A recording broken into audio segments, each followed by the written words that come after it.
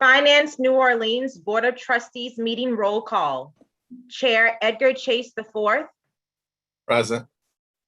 Vice Chair Andronika Morris. Present. Secretary Treasurer G. Wade Wooten. Board Member Giselle Johnson Banks. Present. Board Member Charles H. Brown. Board Member Stephen Smith. Board Member Hunter Thomas. Here. A quorum is present. Thank you. Well, welcome everybody to the August 23rd, 2021 Finance New Orleans meeting. We're going to start with old business. We have none. So then we're going to move on to the consent agenda items. And that's the approval of the Finance New Orleans Board of Trustees meeting from July 26, 2021, as well as the Finance and Investment Committee meeting July 20th, 2021, and the Finance New Orleans Program Committee meeting minutes July 14th, 2021. If you all had a chance to review, I would entertain a motion for approval.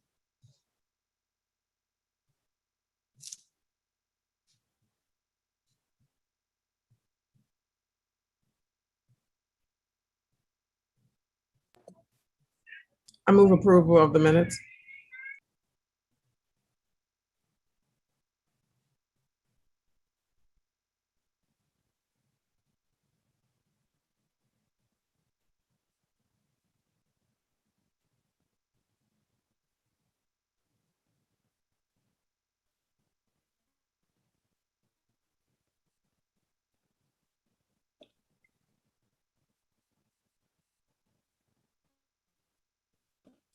Thank you, Ms. Banks, Board Member Banks. And if everybody's finished with their review, we still would need a second. Hey guys, sorry, I was double muted. I was trying to second. Okay. Well, thank you, Ms. Morris. It's been moved in second. All in favor, say aye. Aye. Aye.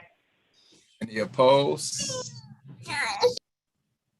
Hearing none, motion approved. We move on to our next agenda item is new business. We have none, so we're going to move on to item number 5, which is the audit. I'm not sure who will take that over, Damon or Byron, but the floor is yours. Yeah, I'll go ahead and get us kick-started here. So good afternoon, board members.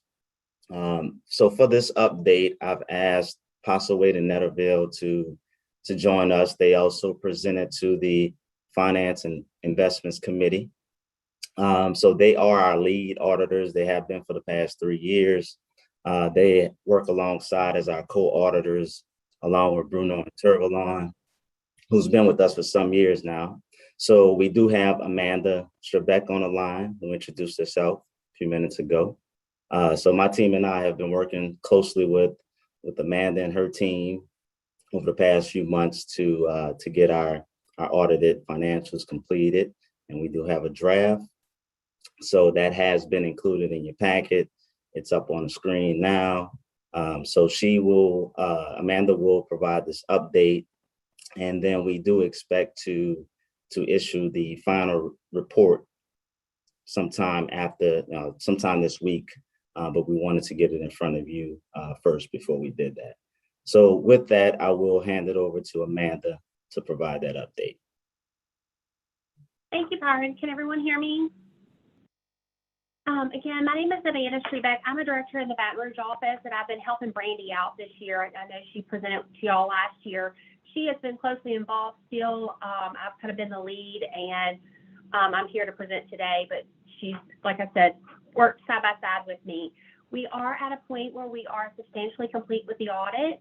We did meet with the Finance and Investment Committee on the 17th and went through the draft in a lot of detail. So I'm going to kind of give y'all some of the highlights today from the audit.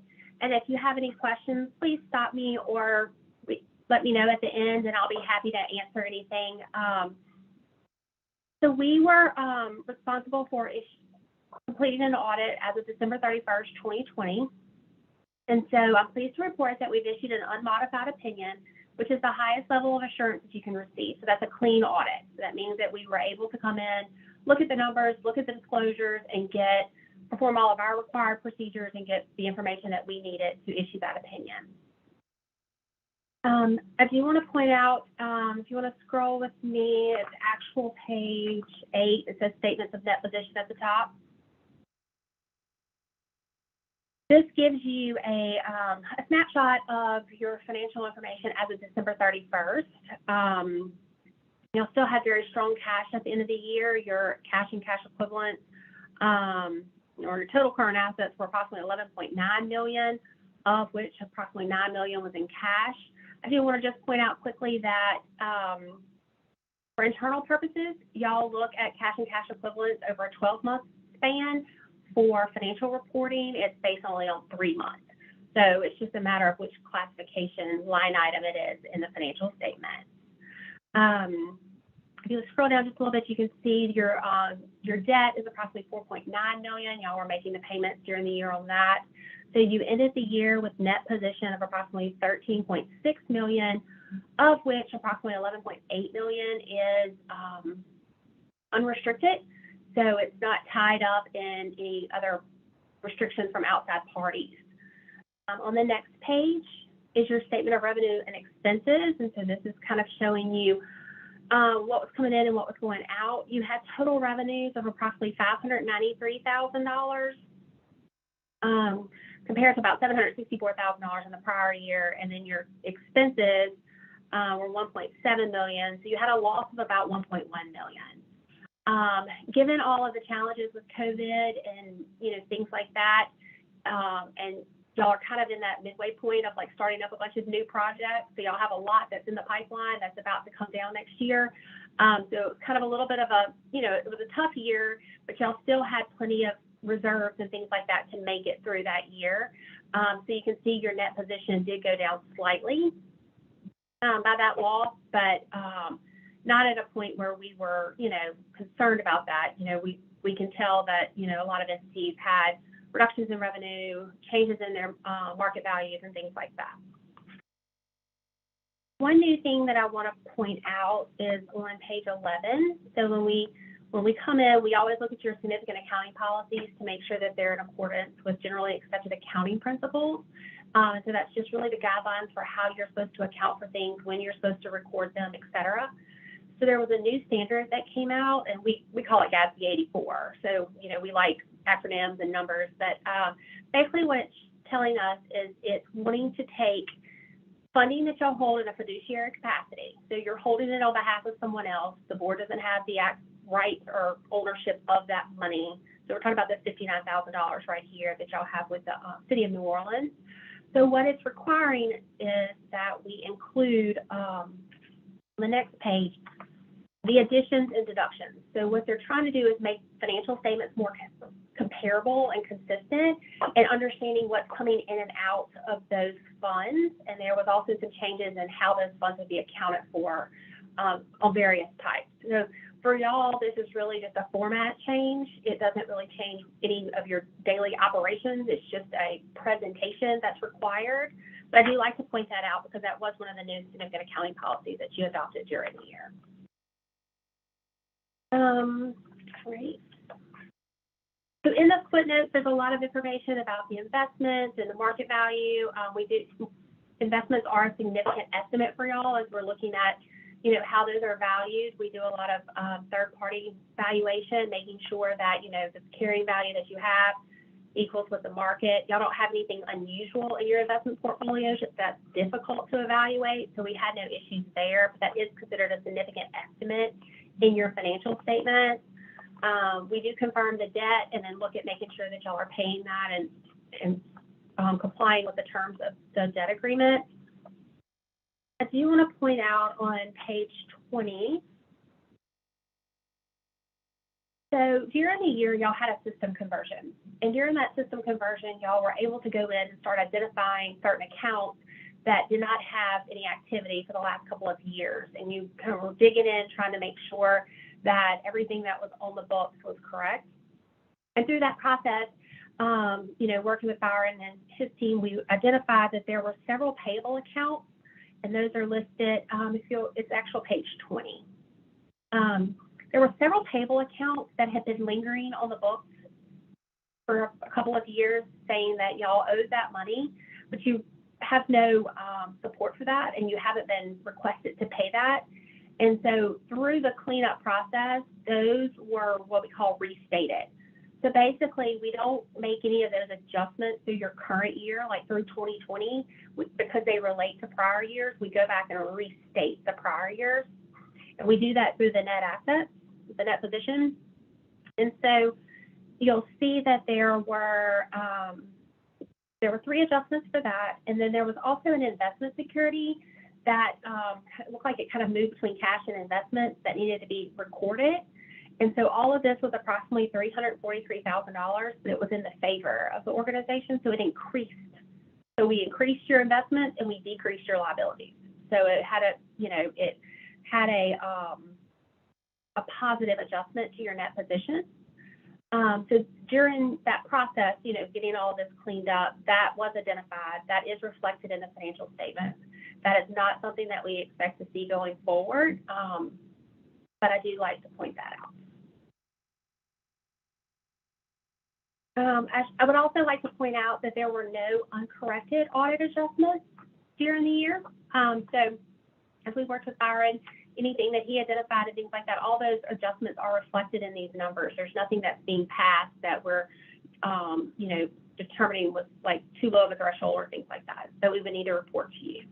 We also didn't have any difficulties during the audit. We had full cooperation, working through remote work and working with the other firm and, just a lot of different things going on this year. All of that, went as smoothly as it could. And so there was nothing there to report. There was also no other communications with other auditors that we would need to disclose to you. Sometimes we call that like if people are looking for a different opinion on how something may be valued or things like that. There were no discussions held in that manner. Because y'all are state agency, y'all are also required to have a report in accordance with government auditing standards. That's going to be on page 24. And so this is where we go in and we look at like compliance with, different rules for the state agencies, things like that. We look at board compensation, things like that, where we go in to make sure we are not testing your internal controls and we're not giving an opinion on internal controls, but we do walkthroughs of internal controls to understand the process. And when I talk about internal controls, I'm talking about like reconciliations of your cash accounts and your investment accounts, your balance sheet accounts. We're looking at some of the high-level controls, which you as the board members provide, your oversight of the financial information that y'all look at and things like that. So during that process, because of the restatement, we did have a finding related to financial reporting. And that was really just related to those payable accounts and then also to some of the investment income activity that's done during the year. And some of that was also driven by that software change. When you're going through trying to make sure that all the accounting information moved over correctly, there was just some cleanup type work that we assisted with. But what I do want to point out is that your day-to-day cash in and cash out, your disbursements and your receipt testing and things like that, we did not identify any findings there. We did some testing. We can't provide absolute assurance, but, there weren't any differences, but based on the testing that we did, we don't have anything to report. So, working with Byron and talking with management, I do believe this is something that will be cleared up during the year and will not be reflected next year. Management has provided us a response related to that. And then, let's see. So that kind of gives a high-level view of the audit. We are prepared to issue this week once we get a signed representation letter, and our goal is to get that filed with the legislative auditor, the reporting package, and that will conclude the 2020 audit. Does anyone have any questions?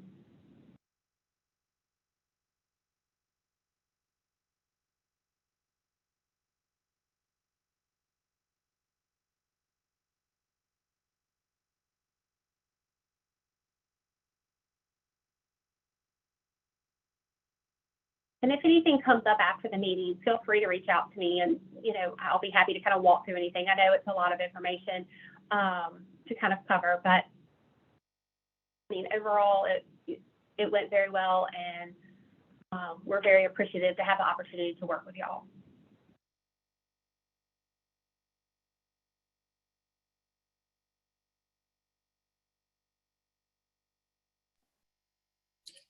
Thank you, Amanda.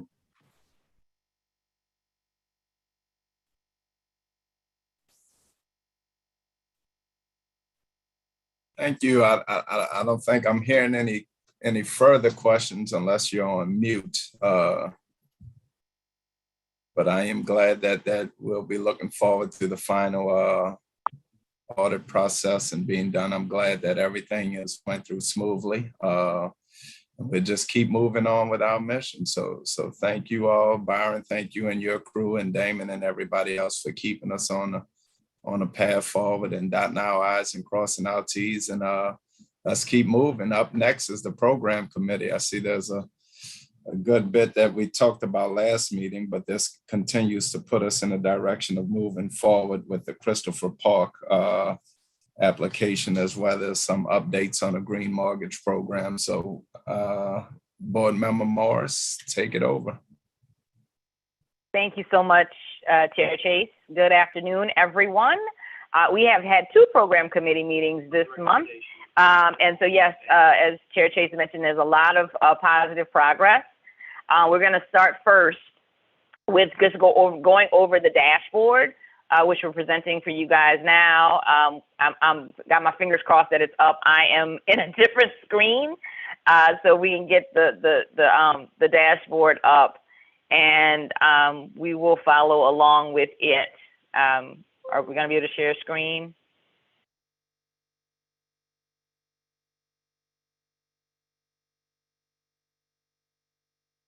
There we go.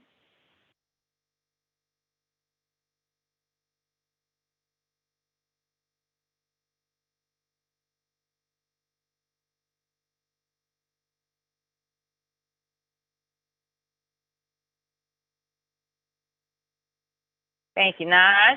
So first up, we're going to talk about just an update on the Community Support Fund. So around, again, this is the fund that we established to help out folks with COVID. And we finally, looks like we've exhausted all of the rental assistance dollars that we had allocated. And now the staff is working to use the dollars that we have for utilities as a part of the outreach strategy to go along with the green mortgage program. And so that launched this past month. We heard at the program committee that there were some initial emails that have gone out in the last week or so to partners to let people know about that. So we're expecting to hear next month about that. So moving on, the Own New Orleans program, the single family program, there were no originations for this month, but we did have an origination in July for the green mortgage program, which is kind of a hybrid between the Own New Orleans and the green mortgage product, because this is a traditional first-time home ownership opportunity where someone is buying a house. They're getting assistance using the product that is similar to Own New Orleans, and the staff is pairing it with some post-purchase outreach and engagement to hopefully help that homeowner be able to make their home energy efficient. We're anxiously awaiting the time when we're going to get borrowers who are able to buy and do renovations simultaneously, or helping people to refinance, like landlords and homeowners. That's why we're pairing the Community Support Fund with utility assistance right now, and we're hoping to drive more people to the green mortgage product. And the staff have a second reservation that's going to close this month, if it hasn't closed already. So with the first-time home ownership green mortgage program. So really excited that's moving forward. And then we have the Sustainable Developer Program, where we have 53 projects in total. 17 active applications pending.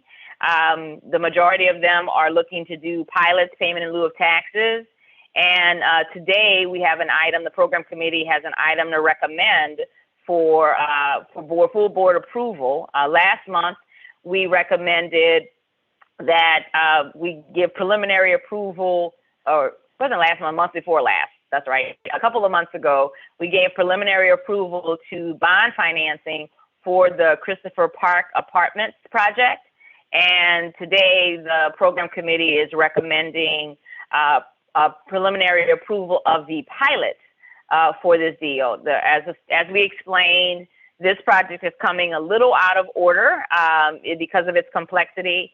The staff assure us that the next ones are going to be not quite this nimble, that they won't require this level of nimbleness from the board, but I'm proud to say that working with the staff, we've been able to address the needs of the developers and really respond to what this ever-changing market. The program committee spent some time with the staff to discuss this project. It doesn't have significant changes from the preliminary approval for the bond financing. It's 204 units. It's going to be in District C. They've got tax credit allocations from the Louisiana Housing Corporation. Finance New Orleans is going to be doing $35 million in bonds. And we're talking about their pilot, the amount of tax relief that they're going to be getting. It's a 40-year pilot, even though this deal is based on 99-year terms. And one thing that I did not get a chance to talk to the staff about in the program committee was something that happened last week at the State Bond Commission meeting. I did get a chance to talk to our executive director about it, and we're hoping it's not going to cause any problem. But I did want to make sure that the full board is aware of it, that last week, the State Bond Commission decided to remove all New Orleans-based projects from their agenda in retaliation for Mayor Cantrell's requirement that in order to access most restaurants, because where people take their masks off, that you prove that you are vaccinated. Anywhere that you could get infected, that you're there and you can prove that you're either vaccinated or you have a negative COVID test.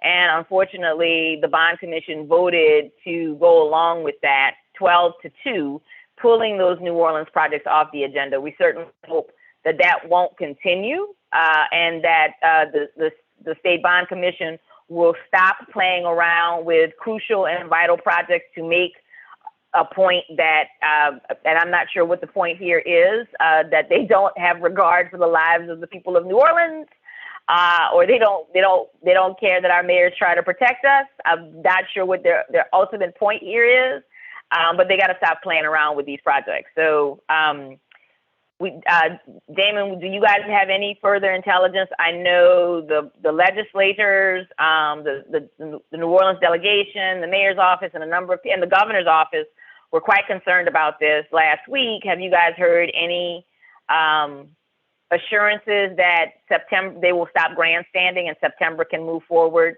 in a way that we can all be comfortable with? Yeah, I did have a chance to talk to a few of our advisors about this. And, one thought is that this issue is specific to the city and that the projects we're presenting are separate. However, that doesn't mean anything from what history has shown us. There can be delays or roadblocks put up for New Orleans, regardless of if something has to deal with an issue or not. So there is a risk that our projects could be affected by this particular issue. However, it's not expected to be a long-term issue. It's expected to be, cured in the short run because there's just no way the city is going to be able to operate without accessing the markets. So there's going to be some work that has to be done from the city side to clear this up and politically as well with the governor's office. But from our perspective, all we can do is keep our lines of communication open with the Bond Commission, which we have been doing through Bond Council, and then also keeping lines of communication open with the Louisiana Housing Corporation, which we've been doing lately to continue building out on the CEA we have. So we're checking all of our boxes. Some of this is out of our control, but it's not expected to be a long-term issue. Thank you, Damon. So this again kind of exemplifies we didn't realize we'd have a really good example of why we do need this kind of, to give the staff the kind of latitude that we did with this project. And I believe them that they intend for the next ones to be a little smoother, but I think that this proves that that isn't always in their control. And so it's actually probably good that the first one came asking for grace and some mercy, as well as, requiring that the program committee work closely with staff, and that the board itself keep on top of this project, because I think the rest of them may be, may be impacted by other things beyond the staff's control, and we just need to be ready for that. So, Mr. Chair, I'd like to make a motion that the resolution be adopted, the resolution to give preliminary approval and authorization to proceed with the development of an in lieu of tax plan in connection with the construction and development of a 204-unit apartment community located at 1946 Myrtle Street, yada, yada, yada, referred to as Christopher Park.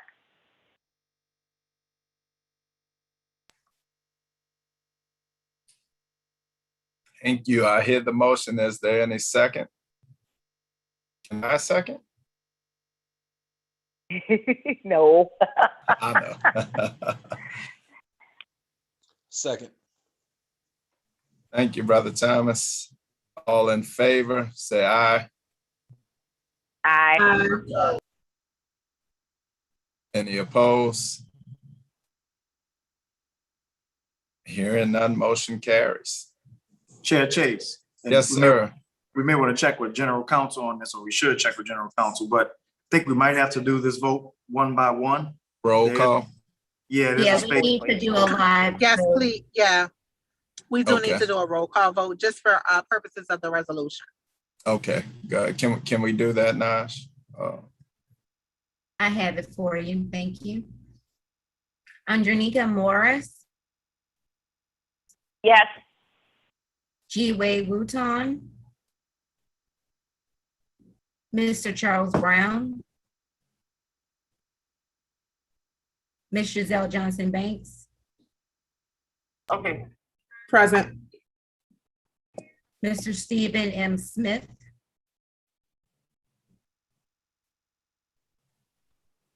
Mr. Hunter Thomas, Yes, I vote in favor. and last, our chair, Mr. Chase. Yes, in favor. Thank you. The motion is approved unanimously.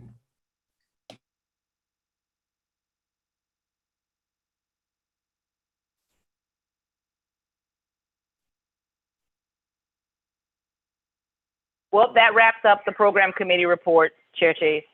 I'll turn it back over to you.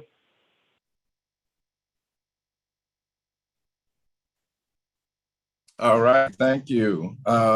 We'll be moving on. Mr. Chair, Yes. just for the record, I think Ms. Johnson Banks voted present. She should indicate Yes, yeah. I mean, yes, I'm Okay. sorry. Thank you. Sorry, y'all. I wasn't going to say anything. I can't remember which legislator did that. I was like, Just for the record, Thank you. Thank you, Madam General Counsel. Appreciate All that. I knew you meant yes, but I appreciate that.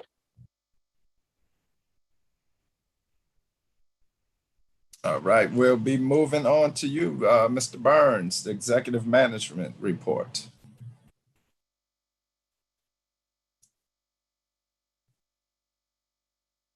I'm sorry, actually, we still have to do the finance report from Mr. Badger. We did the audit, but we have to do the finance report as well.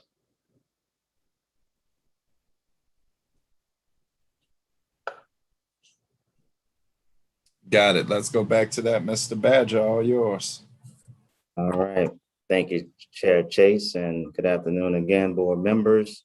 So I'll start with the market update and then move into the financial status report, which pretty much provides a year-to-date update as of July. So as it relates to the market, the economic recovery continues, but there still remains concerns over inflation and of course, the increasing coronavirus cases related to the Delta variant. Despite that, though, I mean, economic data has been fairly strong. The consumer price index increased 5.4% last month compared to a year ago. This signals inflation's running pretty hot. But the bigger question is whether it's transitory or not. Non-farm payrolls rose by 943,000. And we saw the jobless rate fall 0.5 percentage points to 5.4 last month. We also saw the Senate pass the $1 trillion infrastructure package with funding for many public works projects like roads, bridges, broadband, and waterways. The bill still has to go through the House for approval, but there's really no expectations for changes. There are some House Democrats that would like to see the Senate pass a separate and larger bill that's roughly 3.5 trillion that focuses on poverty and climate change and healthcare. So we'll see how that goes. As it relates to the rates month over month, the overall market rates were higher, and that was driven by just the positive economic data that pushed treasuries higher, pushed munis higher, also pushed mortgage rates that generally track treasuries higher as well. On a local front, we did see the unemployment rate increase, the most recent rate increase month over month. So it's sitting at 12% in June from the 11.2 in May. So improved over last year, but definitely not the right direction we want to see. But mainly that increase is driven largely by the leisure and hospitality sectors, which are sitting at 16.4%. So moving to the financial status report.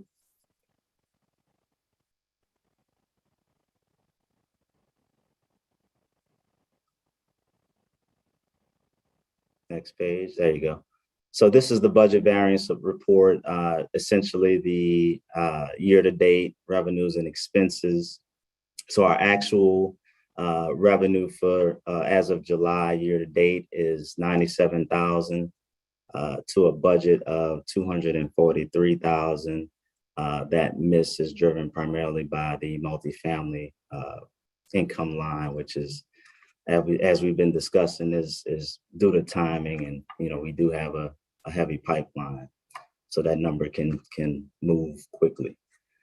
On the expense side, expenses overall, and actually this is the Pathways portfolio. If we can advance up some.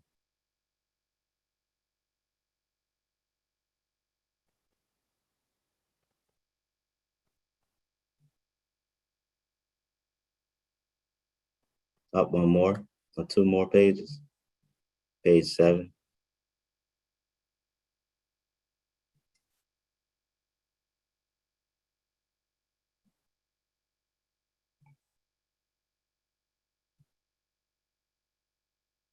So on the expense side, our expenses are 1 million to a budget of 1.3. So there's favorability there of 196,000, mainly favorable across all categories. Page 8, this shows our 13-month trending. So essentially our revenues and expenses are kind of landing within average range. There's no material or volatility month over month. Next page, please.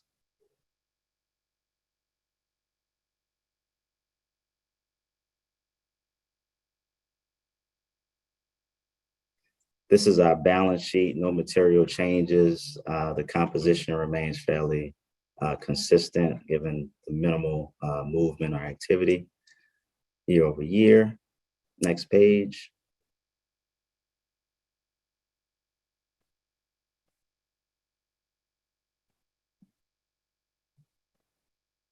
This is our pathways portfolio, minimal activity here. We have our fixed expenses. So year-to-date revenues are at 1,270. And then on the expense side, year-to-date is 23,000.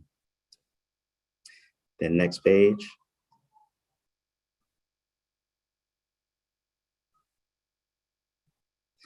And finally, we have our cash and cash equivalents, which as of July, we're sitting at roughly 10.1, which is lower by about 105,000 versus the prior month. And as Amanda mentioned, this number may look slightly different from the audited financials, and that's essentially because we look at short-term cash in a 12-month period, and in GAAP and in the audit, they're looking at a 3-month period. So same numbers, just looking at it in different categories. Any questions, comments on the market update or financial status?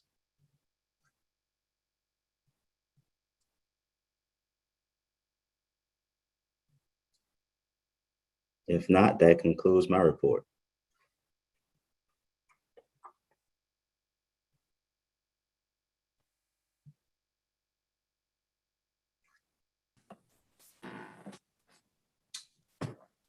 Thank you, Mr. Badger. Here, no questions. We're going to move right on to you, Mr. Burns, with the executive management report.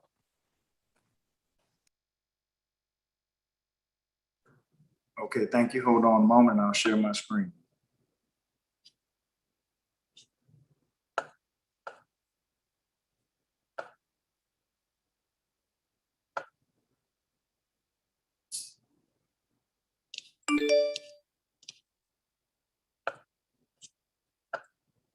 All right, can everyone see my screen? Yes. Yes. Okay, thank you. So good afternoon, board members. I'm just going to reiterate a few things that we've already talked about today, give you a snapshot of some things we've been working on from a high level perspective. As always, we'll go over some news and highlights. I'll talk about our strategic plan status, things we're going to work on toward the end of this year, and look at some of the numbers. So first off, you heard already that we closed our first green mortgage in August. There's a lot more R&D to come on the green mortgage program. This is just a start, but so far it's been a good start. We've gotten a good response. The team has worked hard to refine the process and try to make sure we're on our game before we put this out to the community at large. So more to come, but I do want to acknowledge Kelly and the programs team for getting this off the ground. Kelly, Sheila, Carolyn, Derek, and the rest of the team has also played a role in making this happen. So more to come, but the team is working hard to stand out with this particular program. Also, Byron just mentioned the Clean Energy Accelerator, or the Senate budget approval was made, and the Clean Energy Accelerator was a part of that budget approval. The House still needs to finalize it. Staff is working with the American Green Bank Consortium to develop a plan for receiving and investing the capital associated with this Clean Energy Accelerator. So we're going to be going through some exercises over the next few weeks to come up with a realistic and practical plan on how Finance New Orleans can benefit from the capitalization provided through this. You know, I'm not going to say once in a lifetime plan, but you don't get these types of opportunities very often. So they come around, but this is another chance for us to establish ourselves for a longer period of time. So we'll keep updating you as we get more information. Also, we're going to be announcing a strategic plan and resilient New Orleans plan. We've still been doing a lot of behind the scenes work, but we're going to start putting information out in September. Financially, we're estimating over $100 million in capital needs over the next 5 years in order to deliver on these strategic plan items that we've been talking about. So if we want to scale up the green mortgage program, for example, that's going to require capital. If we want to do more multifamily bonds, that's going to require capital as well. So in order to hit that $1 billion target, we're going to have to bring some capital in the door in different phases and in different modes in order to hit that point. So we do have the 2021 investor webinar coming up in November. We're partnering with the city and NOLA BA like we did last year. We're going to highlight the Resilient New Orleans plan. We're going to highlight some of our financial plans and strategic plan over the next 10 years. It'll be a chance for us to engage with the investors. We talked earlier or a few months ago about our investor relations website, which is up and live. We're going to be adding information to that website as time goes. We're really going to leverage it when we go out to the market for funding. And we also have a plan for small developers too. Small investors. Some other agencies around the country have tried out some ideas to get smaller investors involved in local projects. And we're going to do the same thing. I don't know exactly how that's going to look, but just know it's something that we're taking seriously. And we're going to make sure that small investors are included every step of the way. So even when we have events targeted at institutional investors, we're going to make those that information available to smaller investors. So they'll be able to see some of the same things that these institutional investors have seen. And then also there are times where they'll be involved in the same conversations. So more to come, but we're really excited about getting back into the bond market. A few things that we're focused on in our strategic plan. We're announcing our plan to the community. We're still working on some behind the scenes policies and infrastructure that's just going to make us stronger and tighter in the things that you can't see every day. Also, we're working on launching some demo projects for our new lines of business. That's the Resilient Infrastructure Fund and the Resilient Innovation Fund. There's more to come on those two particular funds, and we're going to start talking about these things in our programs committee. We've been focused on the housing side, and that's going to continue to be our focus over the next few months. But we are at the same time developing our new program lines, and we have some projects in the pipeline that we'd like to start putting forth to the board. So we're still getting our house in order, but we will be coming to you soon to start talking about some projects in the non-housing areas. I mentioned that we've been, of course, working with our advisors on the environmental impact bonds, which we've been studying for over the last 18 months. So we want to use the investor or the time with investors to potentially make an ask. We haven't made a final decision on what that's going to look like yet, but we're working with our advisors to come up with a solid game plan. And then also there's technology, the technology infrastructure in order for us to be this new age agency is really critical. So different levels of technology are being developed, and that's going to be an ongoing process for us. And as you can see, I've updated the scorecard just a little bit. It was previously had more of a historic perspective, but I'm starting to show what our new products look like and where we are as it relates to origination. So more to come in that area, but we're at the very beginning in getting these programs off the ground, and we're going to have to work with the board as we've done with the multifamily project that you've seen earlier in order to really get these things across the finish line until we get really good at it. So we're going to have more and more practice because we do have deals in the pipeline. So we appreciate your attentiveness and guidance and helping us move this forward so we can get to that $1 billion community investment goal. So that's all I have. Are there any questions from the board members?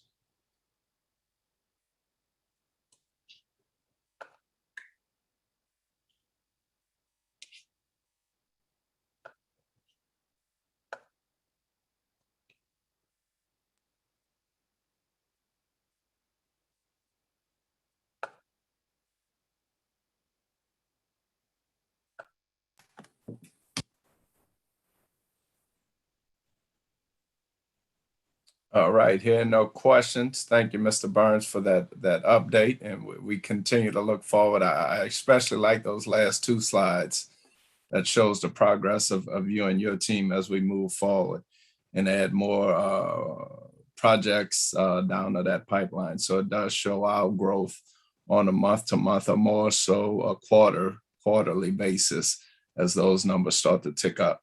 So hearing no questions, we'll move on. Is there any public comment? No public comments at this time.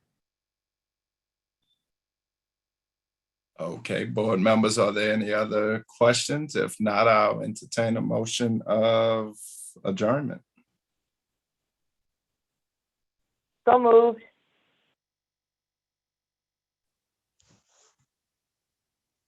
Second.